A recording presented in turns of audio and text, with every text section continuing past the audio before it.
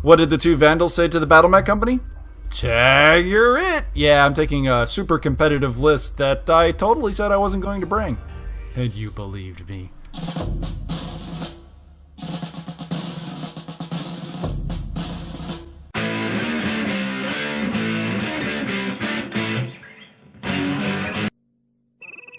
Due to a paperwork error, it seems you did not receive the standard welcome we offer all visitors. Relax. Your gift package of laser fire and missiles are incoming presently. We hope you feel your stay was pleasant, and invite you to get the hell off our planet.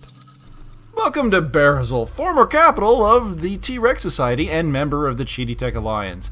We managed to take this thing away from them because it was patently exposed, and if we didn't seize it, somebody else would have. We have sent the rather honorless dogs out there to take it to redeem themselves from their defeat on the previous world, and this time they're just not taking any exceptions, being a mostly Aero 4 list and really competitive but also super boring. My buddy, however, has got a list that is reminiscent of the Imperio Scorpio. It's actually really cool, way more interesting than what I'm running, but as is in this case, fluffy units die. Battletech is not a game in which it really rewards you for being fluffy. Take my list. It's a clan list, and I've got more arrow tubes than most Innersphere lists could hope to see. And they would actually use them. Now, if it wasn't patently obvious what we're going to do, we're going to be as nasty as possible in defending this land. Last game, I didn't pay enough attention to the actual unit composition and be super competitive. This time, we're going to go all the way the other route. There was a couple comments that I've received saying that I just run really lousy lists and I'm not that competitive. Well, here I am at my most competitive, because Battletech is not a game in which you want to be totally competitive. It's not a game that I think you want to be 100% balls to the wall aggressive, because you're just going to get matchups like this.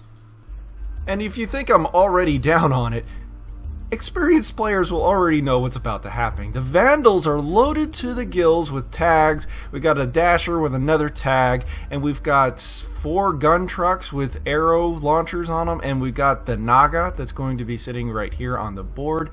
And that gives us 6 tubes. 6 tubes are going to be firing every turn. Now, we've got a lot of hidden units. We've decided to hide the infantry in these buildings here.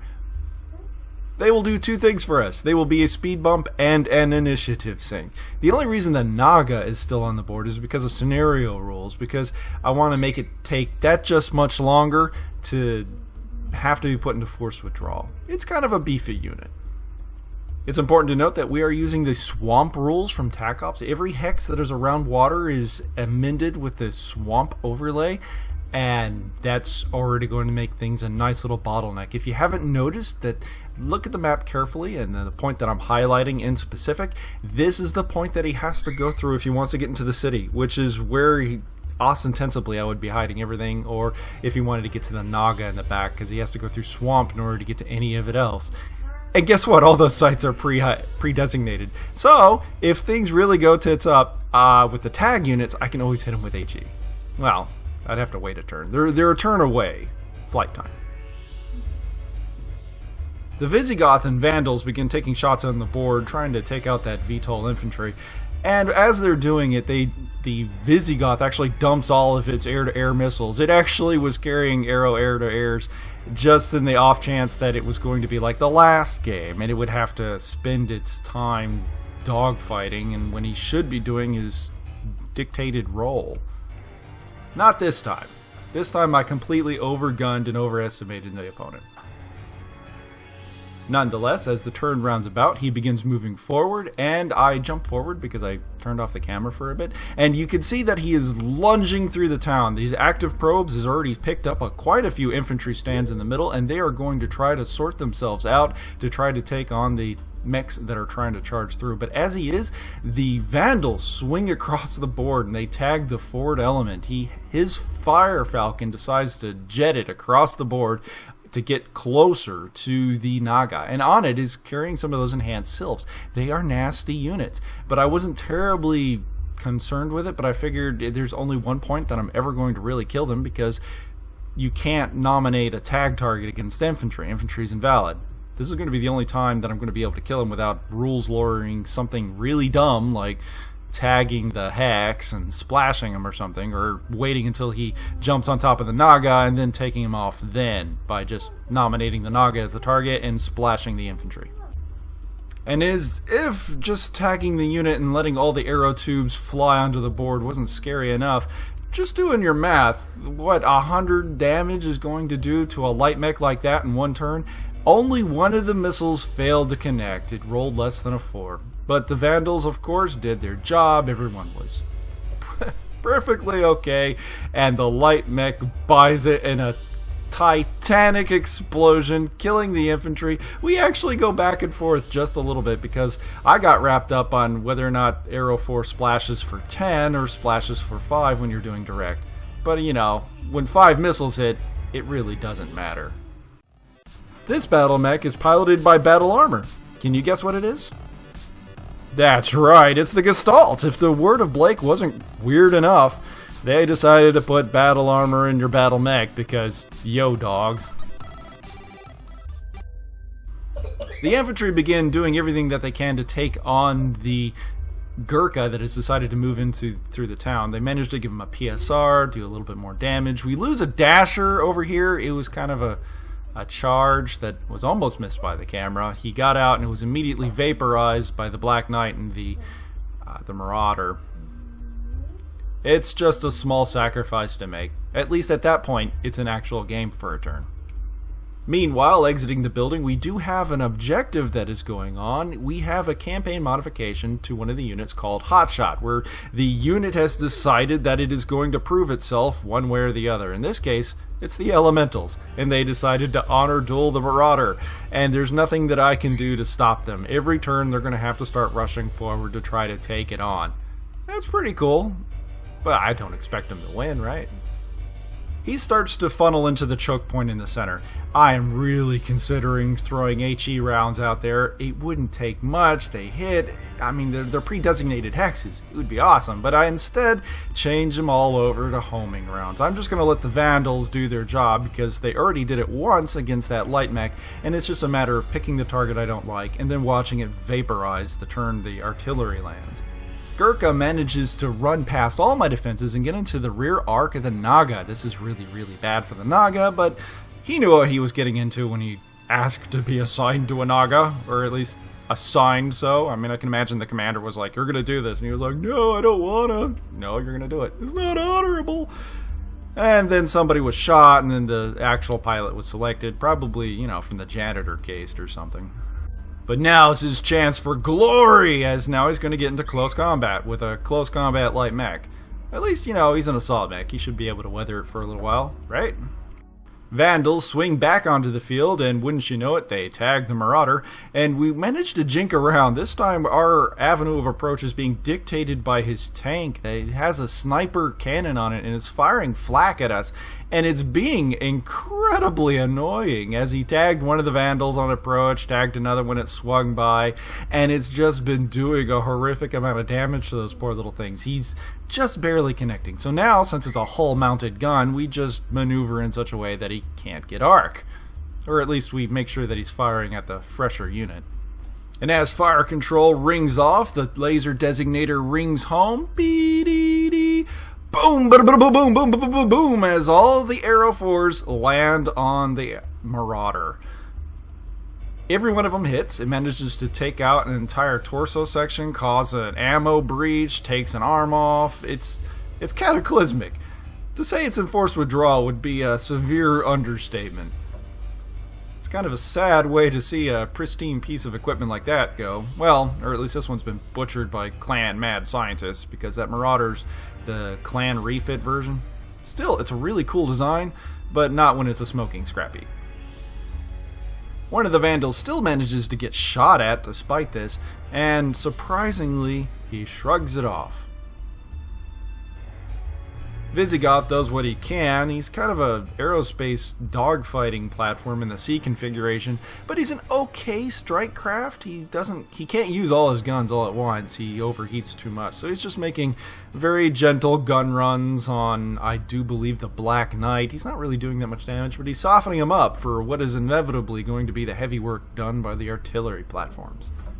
Gurkha doesn't manage to do any damage to the Naga, much to his dismay, as the Naga just kind of shrugs it off, and I am able to reconsider the situation which the Naga is, because he managed to play the initiative really well, waiting until the Naga didn't do anything, and then moved the Gurkha out there. Otherwise, I would have most certainly turned it around so that he could at least, pop a small laser at him. Gotta get that clan honor somehow, right? So if you're wondering if I'm a little down on this match, it's because it isn't that much of a match. I just gotta show up, tag something, watch it die. Show up, tag something, watch it die. It's a pretty clear and clean way to do things, and it's one of those huge distinctions in Battletech that you can really outthink somebody in just the list phase. And aerospace can be super OP if you are really careful with it. Like this, where we're just blitzing across the field so fast that his anti-air support has a real trouble doing anything with it. Worse still is that my buddy here decided that he wanted to run a mech list. He explicitly told me, run a mech list, but I was feeling the blood in the water. I was feeling my oats, no mercy, sweep the leg, and all that, because a lot of people had egged me on from various aspects to just completely run this match into the ground, and I did. And here we are. So there is like 10% remorse there, but seriously, Bad Horse earns these kinds of things, so don't feel too bad. He continues to move forward right into the pre-designated hexes, and good lord, it's so tempting to change the fire mission. But again, we're doing really well with the direct fire homing weapons, so okay, we're just going to keep firing those, because right now all we have to worry about is maybe the Gurkha inconveniencing the Naga for a turn if it ever, kicks it over or lodges its sword in it. But now that we have the initiative, we're going to turn around and actually pay attention to what's going on over there. Because, even in a standoff fight between the Gurkha and a Naga, I'm pretty sure the Naga is going to win, especially if he insists on staying this close. Awesome begins moving into the field, center of the town. It's in a very impressive position, but it is surrounded by infantry, and they move out of the woodwork and start swarming over the legs, planting charges and attempting a swarming attack, while the Black Knight behind it starts peppering all the infantry as they move out into the open, trying to do whatever it can to slow them down, while the hotshot infantry in the woods begins moving forward to take on their prey. They're going to honor duel the emaciated marauder that is now more hulls than mech. Good luck, guys. The air support continues to make a mockery of the mech list as they swing around almost at whim. The only individual having difficulty is the Visigoth pilot, whose heat load is making it have to select its target a little bit more carefully, or at least carefully maneuver in such a way that it's not going to have to cause itself any more problems than it necessarily should.